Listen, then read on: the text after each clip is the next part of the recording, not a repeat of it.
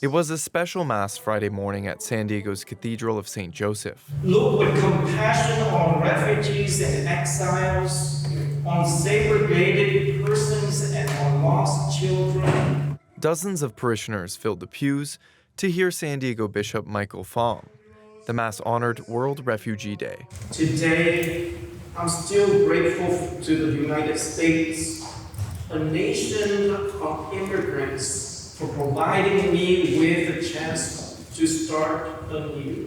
Pham himself is a refugee who came to the United States unaccompanied as a boy from Vietnam with two of his siblings.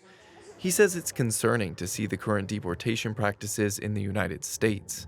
It reminds him of what he saw before leaving Vietnam.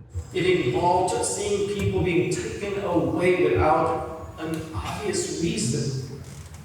It is sad and disheartening for me to see this kind of thing playing out in this country today. While Bishop Pham's Mass was deeply personal, the diocese says what happened after church was uncommon. We'll be in the hallways, we'll be in the courtrooms. There's not much you can do in the courtrooms except sit and listen. A group of leaders from Catholic and other faith traditions drove to the federal building. There, they provided prayers and support to immigrants, refugees, and asylum seekers for their court appearances. Our Lady of Guadalupe church pastor, Father Scott Santa Rosa, advocated for the church to get involved. As we recognize we're in somewhat extreme times.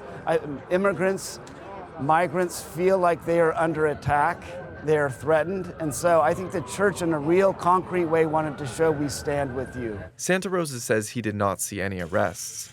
He heard 2 cases that were given a continuance and believes their presence made a difference. We saw ICE officers in the hallways with masks. And that was, of course, an intimidating presence, despite the fact that the federal court staff has been very accommodating today. Imam Taha Hassan was one of a few other local religious leaders who joined the Catholic clergy in a show of unity. As faith leaders, we preach from the pulpit. We preach and talk about justice and love and compassion and all that stuff.